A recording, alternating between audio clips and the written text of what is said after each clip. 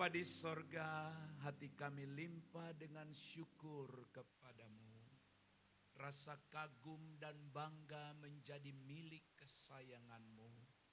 Hari ini kami sadar Tuhan betapa banyak hal besar, tanda ajaib yang Kau telah perbuat dalam hidup kami. Itu sebabnya kami datang sujud di hadapan-Mu memuji dan menyembah Tuhan. Kami sudah mempersembahkan buah bibir yang mempermuliakan nama-Mu. Kini saatnya Engkau berbicara Tuhan. Jamah setiap hati, telinga rohani kami, bahkan telinga jasmani kami. Sehingga kami dapat mengerti apa yang kami dengar, memahami apa yang kami dengar, dan kemampuan untuk melakukan apa yang kami dapat dan ketahui hari ini. Urapi hamba-Mu secara khusus untuk dapat berbicara seturut kehendak-Mu. Dalam nama Yesus kami berdoa, kami mengucap syukur, kami sambut firman-Mu. Haleluya. Amin. Amin.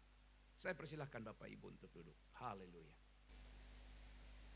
Hal yang sangat mendasar untuk saudara dan saya pahami hari ini menjadi pergumulan kita sepanjang tahun ini adalah hidup yang berdampak. Katakan bersama-sama, hidup yang berdampak. Hidup yang berdampak, hidup yang berguna, hidup yang bermakna. Saudaraku sekalian yang terkasih, tidak ada artinya kita hidup di dunia ini begitu lama. Dari segi waktu.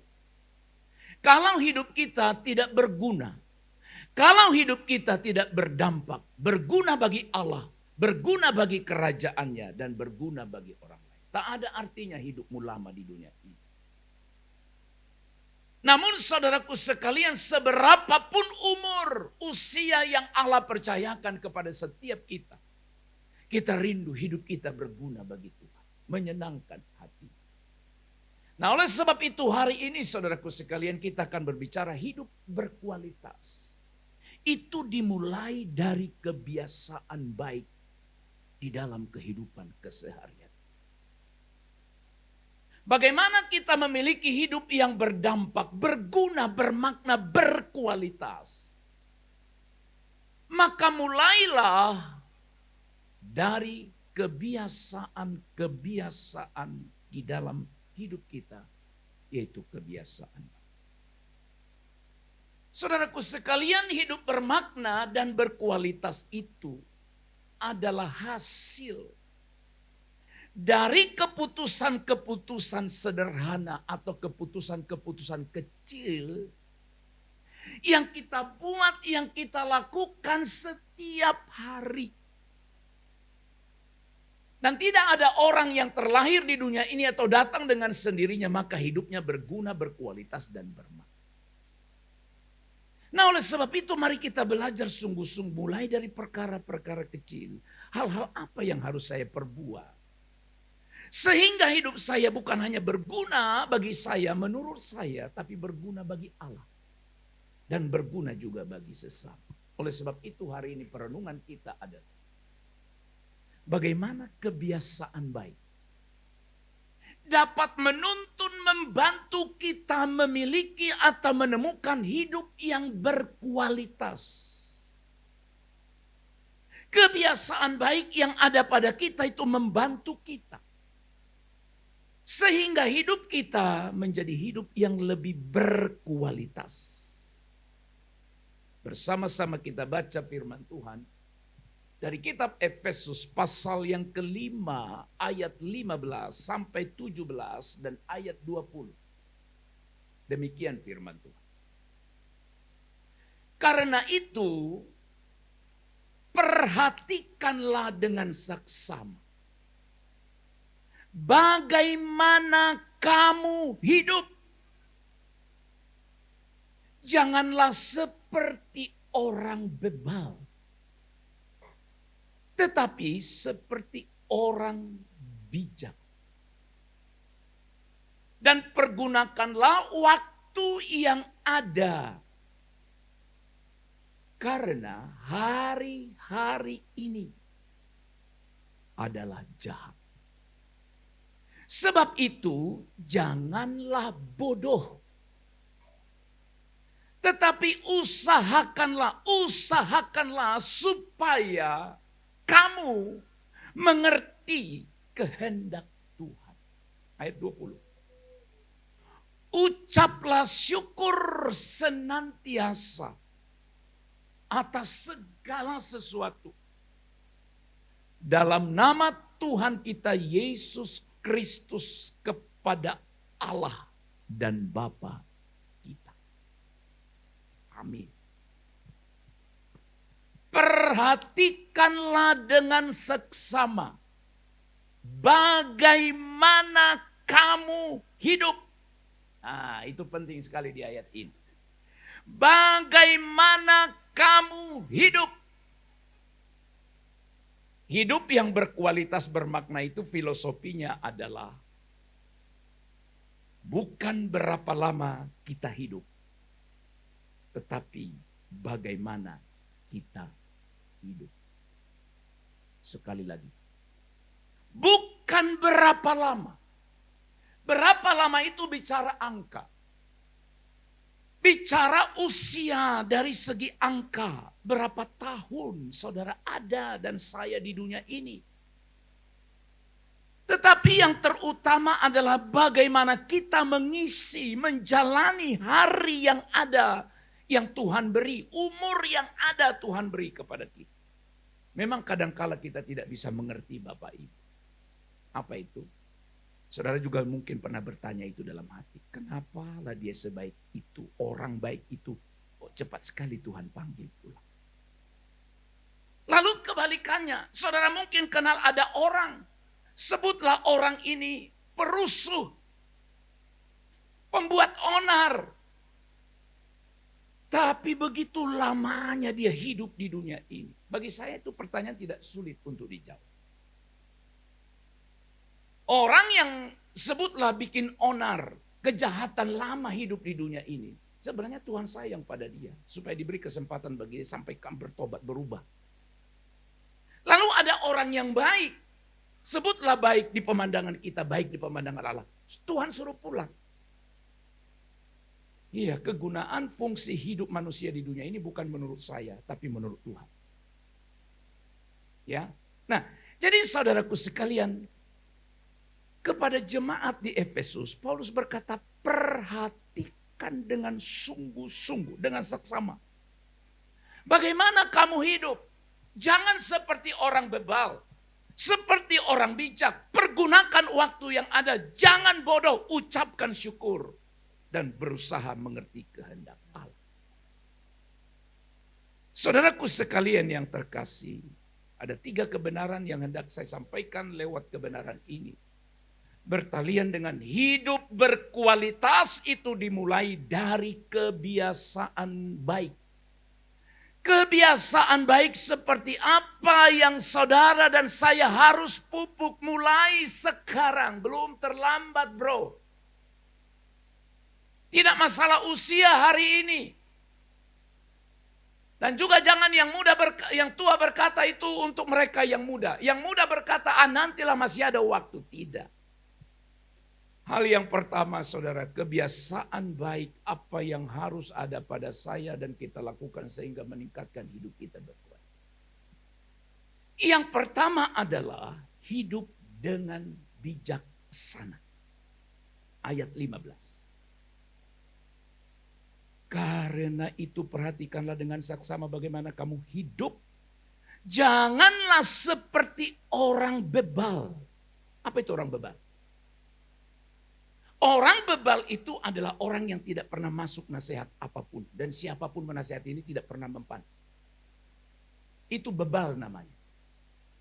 Lewat cara apapun tidak berubah. Kadang-kadang Tuhan mau mengubah kita itu mulai dari hal-hal yang kecil. Dengar baik. Apa itu? Dicentil dulu telinga kita. Sadar nggak? Nggak sadar. Lalu nanti Tuhan naikkan lagi kepada yang lebih berat. Nggak sadar juga. Sampai kepada hal-hal yang sangat membuat kita tidak paham. Nah oleh sebab itu saudaraku sekalian yang terkasih dalam Tuhan. Tidak seperti orang bebal. Orang bebal itu tidak akan pernah bisa dinasehati oleh siapapun selain Tuhan. Nasihat seperti apapun disampaikan tidak pernah masuk di perhatian dia. Bebal. Tetapi Tuhan mau kebiasaan yang harus saya dan saudara mulai hari ini, sekali lagi, kebiasaan hidup yang harus saya dan saudara mulai hari ini adalah bijaksana. Bijaksana itu artinya mempertimbangkan setiap tindakan yang dia perbuat. Mempertimbangkan setiap perkataan yang dia ucapkan dan apa dampaknya. Maksudnya begini, Bapak. Kalau saya lakukan ini nanti akibatnya apa? Kalau saya ngomong begini nanti akibatnya apa? Seringkali hidup kita ini memang adanya tipe-tipe manusia model begitu. Salah satunya dalam Alkitab itu tipe hidup, gaya hidup Petrus. Petrus itu bicara dulu baru mikir. Bicara dulu baru mikir. Maksudnya mikir apa? Akibat dari bicaranya. Yang benar itu apa? Mikir dulu baru ngomong. Saudara mungkin masih ingat ketika Yesus pada malam-malam berkata, malam ini kamu semua akan goncang imannya. Ketika Yesus hendak akan ditangkap.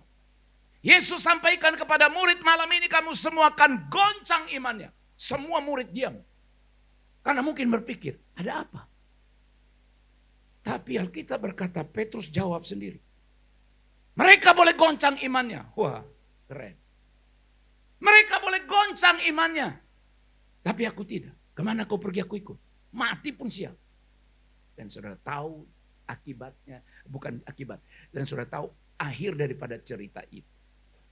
Petrus akhirnya yang menyangkal Yesus dan berkata, aku tidak kenal.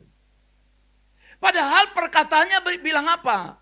Mati sekalipun aku siap. Padahal dia belum mau dimatikan dia sebenarnya. Hanya dibilang ini juga muridnya. Sering bersama-sama dengan dia. Dari gaya bahasanya. Orang mulai beritahukan itu, tuduhkan itu kepada Petrus.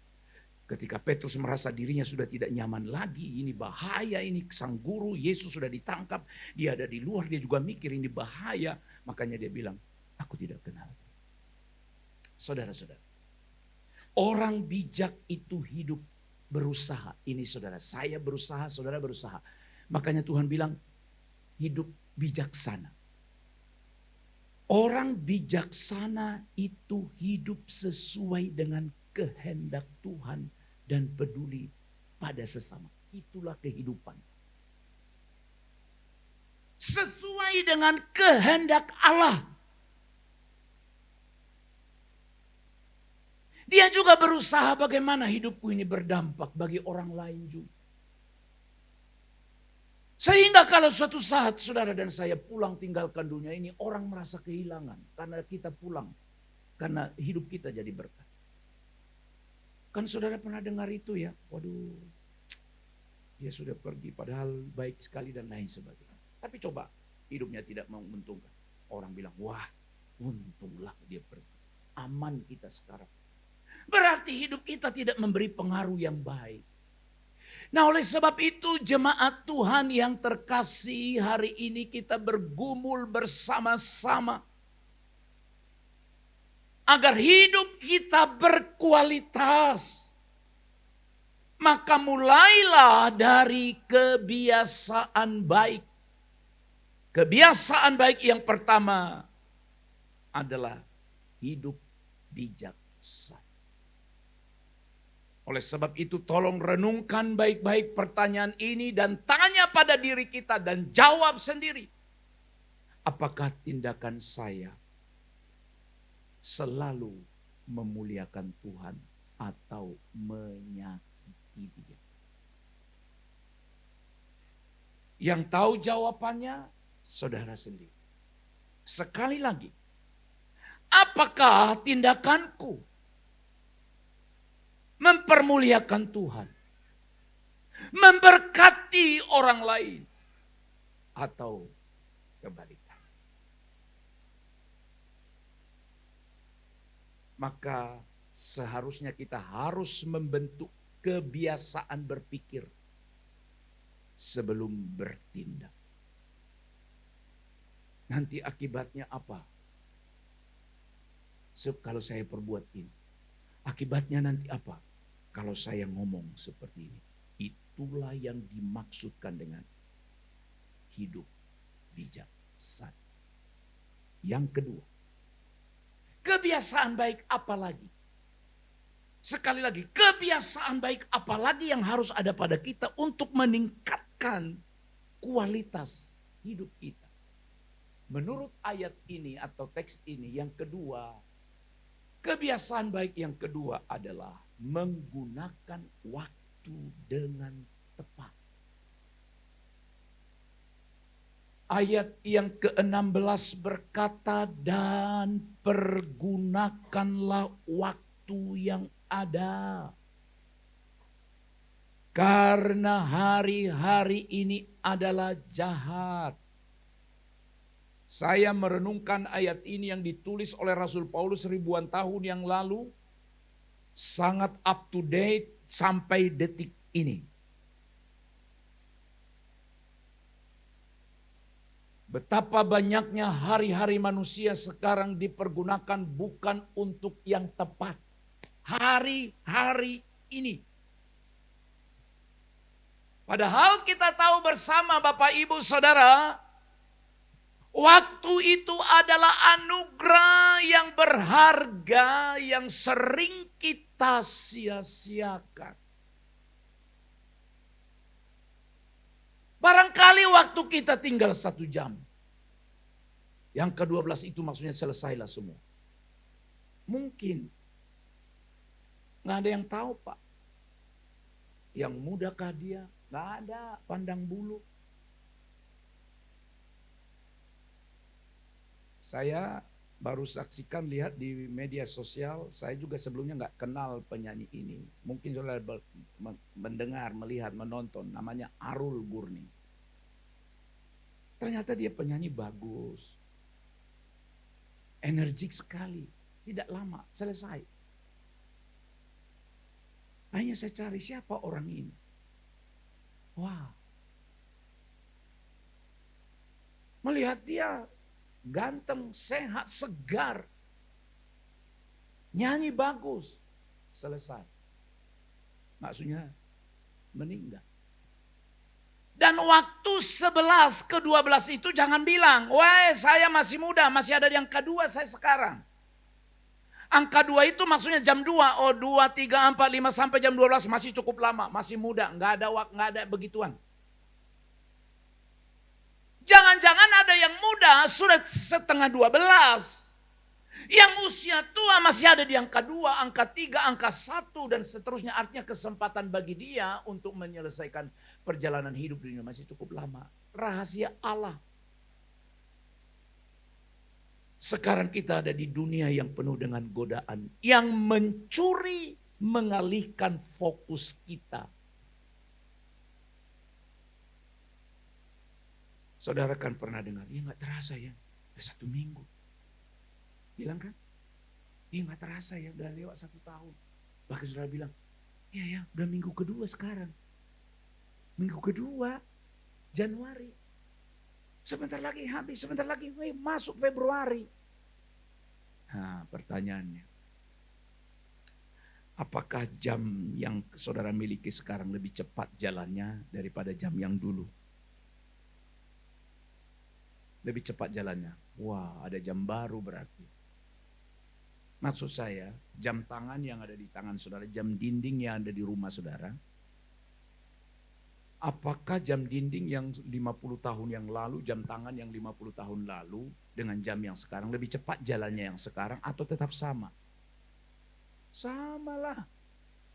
Nggak ada jam tangan dan jam sekarang lebih cepat jalannya. Karena banyak vitamin, lebih cepat jalannya. Tetap juga 1 jam itu 60 menit. Bukan jadi 20 menit sekarang 1 jam, enggak. Lalu apa yang membuat seperti semuanya begitu cepat? Kesibukan kita. Fokus kita. Dan banyak orang sekarang bilang gak ada waktu untuk Tuhan. Ngeri sekali ini bagi saya. Semoga saya tidak pernah mengeluarkan perkataan ini. Dengar, saya sungguh-sungguh di hadapan Tuhan. Semoga saya tidak akan pernah bilang, saya lagi sibuk. Gak ada waktu. Gak ada waktu. Waktu itu adalah anugerah pemberian Allah. Dia yang memberi. Orang dunia saja bilang time is money. Waktu itu adalah uang. Jangan hanya mikirin uang. Sekali lagi jangan hanya mikirin uang. Bapak pendeta aja minta uang. Ya, saya minta uang. Tapi bukan itu segalanya. Dia ada pada urutan yang kesekian. Waktu kita dengan Tuhan. Sekali lagi. Jangan sampai terganggu atau dicuri oleh hal-hal yang lain. Kenapa saudara bilang tidak ada waktu untuk baca Alkitab? Tidak ada waktu untuk berdoa. Tapi kenapa? Untuk yang lain ada waktumu berjam-jam. Oleh sebab itu, hari ini simak baik-baik. Buat prioritas penting dalam hidup. Dari sekian banyak keperluan, buat prioritas. Mana yang perlu didahulukan. Itu penting. Dari sekian banyak. Jangan buat dari 7 prioritasmu, Tuhan nomor 7, yang satu yang lain. Terbalik. Sekali lagi nomor 1 itu harus Tuhan. Saudara mau bilang apa? Silakan. Apa yang kau miliki itu Tuhan yang punya. Termasuk kekuatan kesehatanmu. Jadi kalau Tuhan menjadi prioritas kesekian, waduh, saya nggak ngerti lah menjelaskannya mau bilang apa lagi. Padahal nanti giliran engkau sudah nggak tak berdaya, kau cari Tuhan juga nya. Menjerit-jeritnya kau di hadapan Tuhan. Tapi giliran semuanya baik-baik, Tuhan itu nomor sekian. Giliran kita sudah nggak bisa berdaya, Tuhan jadi nomor 1. Jangan. Mau baik keadaannya, mau semua berjalan dengan baik. Yang terutama, urutan pertama terutama dalam hidup kita, haruslah Tuhan. Oleh sebab itu hindari. Singkirkan waktu-waktu yang tidak produktif. Artinya tidak produktif itu tidak banyak berguna, tidak banyak gunanya. 2 jam kita di depan handphone. Tak terasa. 5 menit kita di hadapan Alkitab. Ngantuk. Perhatikan baik. Ini saya mau sampaikan ini sungguh-sungguh hari ini. Tahukah saudara, itulah yang disebut dengan bahwa di dunia sekarang penuh dengan godaan mengalihkan fokus kita. Dan saya mau ingatkan khususnya para wanita, khususnya ibu-ibu. Dengar ini baik-baik. Kalau ada suamimu pergi kerja, persiapkan dia pulang jam berapa, tahu pulang, siapkan segala sesuatunya. Makanannya tersedia, minumannya tersedia. Haleluya. Siapa yang jawab ini sekarang? Ibu atau bapak ini?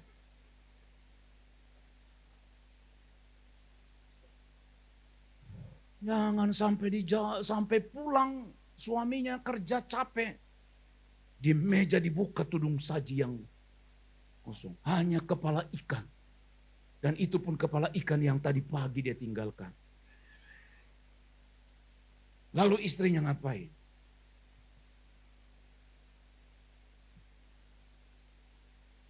Hati-hati Pak. Saudara boleh tertawa dengar ini sepertinya lucu. Tapi kalau suatu saat ketika dia pulang dalam keadaan lapar dan capek. Emosinya meluap. Engkau dipukul sekali. Saya akan bilang bagus. Hah, pendeta apaan kayak gini? Saya bilang bagus. Artinya tindakannya itu memang tidak bisa dibenarkan. Tapi itu luapan. Benar ini Pak. Mungkin engkau tertawa hari ini. Kecuali memang sudah nggak ada lagi apa-apa. Tapi pun kalau tidak ada apa-apa, jangan kau didapatinya sedang berhandphone ria. Tapi sambutlah dia dan berkata silakan masuk. Yang ada hanya air putih hangat. Inilah buat Papa. Hati-hati. Banyak peristiwa-peristiwa mengerikan di tengah keluarga hanya karena ibu sibuk dengan yang itu. Anak bayinya lupa kasih makan. Hanya karena sedang bertiktok ria. Anak bayinya belum mandi. Lihat, udah jam 7:30 malam, sebentar lagi bapak datang, habislah kita. Oke. Biar tahun ini kita juga memulai kebiasaan yang baik ini.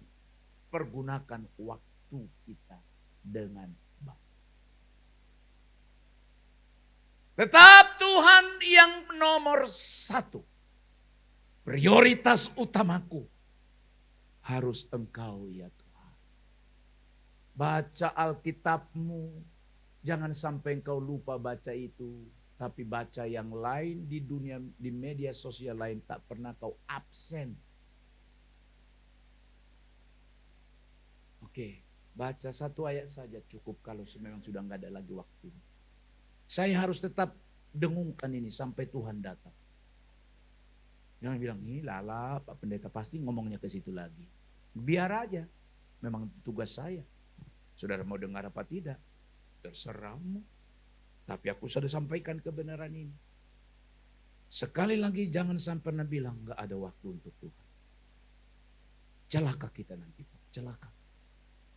Karena hampir semua manusia, bukan hampir semua. Semua manusia kalau dia sudah berada di titik 0 tidak mampu lagi. Terakhir menjerit juga sama Tuhan. Oleh sebab itu gunakanlah kebiasaan baik yang kedua. Mari kita mempergunakan waktu yang Tuhan beri dengan sebaik mungkin. Yang ketiga terakhir. Meningkatkan hidup berkualitas. Maka harus dimulai dari hidup atau kebiasaan baik. Kebiasaan baik yang ketiga dari ayat ini adalah memiliki sikap hidup bersyukur. Ayat 20. Simak baik ayat ini. Ucaplah syukur senantiasa. Lingkari kata senantiasa. Atas segala sesuatu. Lingkaran yang kedua, garis bawah yang kedua. Segala sesuatu itu termasuk yang menyukakan dan atau tidak menyukakan. Menyenangkan atau tidak menyenangkan. Bukan hanya bersyukur di kala hal-hal baik. Syukur Tuhan. Dikala terjadi hal yang kurang baik, kita tidak bersyukur. Ayat ini tidak ajar itu.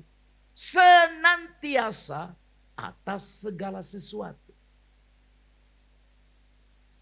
Dapat berkat, bersyukur. Hilang berkatnya, bersyukur. Alkitab yang bilang, berat Pak, saya nggak tahu.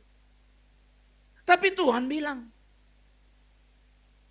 bersyukur itu membantu kita fokus pada berkat Tuhan, bukan pada kekurangannya. Oke ya. Berkat itu bisa kecil, bisa besar. Dan berkat itu jangan selalu saudara bayangkan, pikirkan itu materi saja, berkat tidak. Haleluya. 1 minggu berlalu, saudara jumpa lagi di gereja masih bisa beribadah. Haleluya. Itu berkat. Oke. Pagi-pagi saudara bangun, bersyukur. Jangan langsung lompat, lari, bikin kopi, teh, sarapan.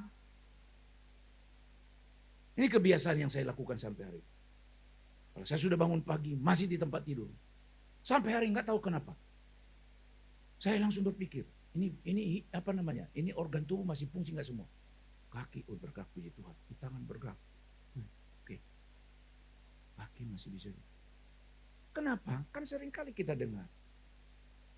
Waktu tidur dia baik-baik. Habis itu stroke sebelah. Nggak bisa lagi angkat tangannya, nggak bisa lagi angkat kakinya. Benaran loh Pak, itu sudah kebiasaan bagi saya. Walaupun saya nggak bilang. Saya bangun. Oh, Tuhan. Berarti fungsi. Kaki fungsi. Lalu berkata Tuhan, terima kasih. Itu doa pertama. Setelah itu baru doa selanjutnya bersama keluar. Bersyukur itu adalah kita akui bahwa semua yang kita miliki itu berasal dari Tuhan. Amin. Berasal dari Tuhan. Ya Pak Arefa ya. Kata Pak Arefa yang mana pun. Oke ya Pak Arefa. Kita bangga bersyukur pada Tuhan buat keluarga Harefa. Ya, mereka diberkati. Anaknya lulus. Jadi pegawai negeri sipil. Keren. Haleluya. Jangan bilang dia apa-apain dia itu. Jangan paling. Gak usah komentari. Bersyukur. Haleluya. Orang lain diberkati itu bersyukur. Jangan iri hati. Jangan pernah tidak bersyukur melihat orang lain tidak diberkati. Kok beli sofa orang dari mana uangnya itu? Ngapain kau pusing? Beli tempat duduk baru, saudara pas lihat diantar pick up, berhenti di depan rumahnya. Ngomong ke tetangga, cobalah lihat tetangga itu. Bisa beli tempat duduk yang bagus. Dari mana? Kan kenal suaminya kan? Iya kenal. Ibu itu juga kan di rumah aja kan? Iya. Kok pusing kau sampai gak bisa tidur malam itu? Mikirin sofa baru yang orang beli. Saudara tidak tahu rupanya mertua mereka baik-baik. Orang tua dan mertuanya. Ya kasihan kali lihat anak kita sama menantu kita itu. Hanya tikar yang ada di sana. Dikirimnya. Ngapain kita pusing? Tinggalnya bilang, wah puji Tuhan. Lalu berkata Tuhan, mertua dia baik. Ubah mertuaku. Bagi yang punya mertua. Yang selama ini hanya tahu minta terus. Ubah dalam nama Yesus. Supaya dia memberi kepada kamu. Tinggal itu aja. Gak usah kita pusing. Haleluya. Akui segala sesuatu dari Tuhan. Kesehatan, kekuatan, kemampuan ada pada kita itu karena Tuhan. Sekali lagi tidak kesulitan Allah untuk membuat engkau tidak berdaya dalam hitungan detik. Tak berdaya. Dari cerdas jadi oon. You know oon? Dari yang begitu ceria, ganteng, gagah, cantik. Jadi kita lihatnya seremnya luar biasa. Oleh sebab itu saudara-saudara. Oke, kalaupun saudara tidak mau mencatat tidak apa-apa. Tapi paling tidak ingat. Apa yang harus saudara syukuri hari ini. Engkau pulang kerja. Sore malam, apa yang kau syukuri? Banyak. Wah, sepanjang jalan tadi. Kalau bukan karena Tuhan. Saudara bayangkan itu lalu bersyukur. Waktu bangun pagi tadi sedikit kesehatan saya terganggu. Ini malam kok makin segar, makin kuat. Haleluya. Anak-anak pergi sekolah, pulang sehat semua. Bersyukur. Artinya tidak ada alasan kita untuk berkata, enggak tahu Pak apa yang mau disyukuri. Syukuri. Orang dunia saja bisa ngomong. Syukuri apa yang ada, hidup adalah anugerah. Orang itu tahu. Kenapa saudara tidak tahu? Dan jangan diamkan, saksikan kebaikan Tuhan yang saudara dapatkan. Supaya orang lain pun timbul muncul pengharapan. Ternyata harapan masih ada. Haleluya. Jadi saudaraku sekalian, hidup berkualitas itu, hidup berdampak itu adalah buah dari sebuah kebiasaan hidup yang baik. Kebiasaan hidup yang baik itu akan membuahkan sesuatu, yaitu hidup berkualitas. Lalu kebiasaan baik seperti apa? Hiduplah bijaksana.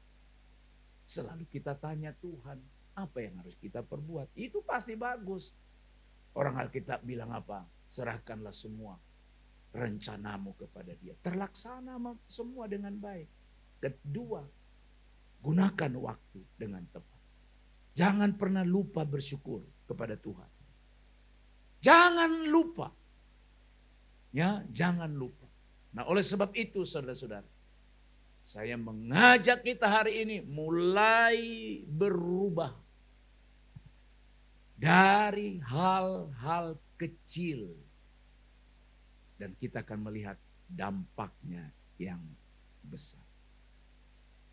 Apa sih perubahan kecil? Ya biasanya saudara bangun tak pernah bersyukur, mulai besok bangun bersyukur. Itu hal kecil, mulai.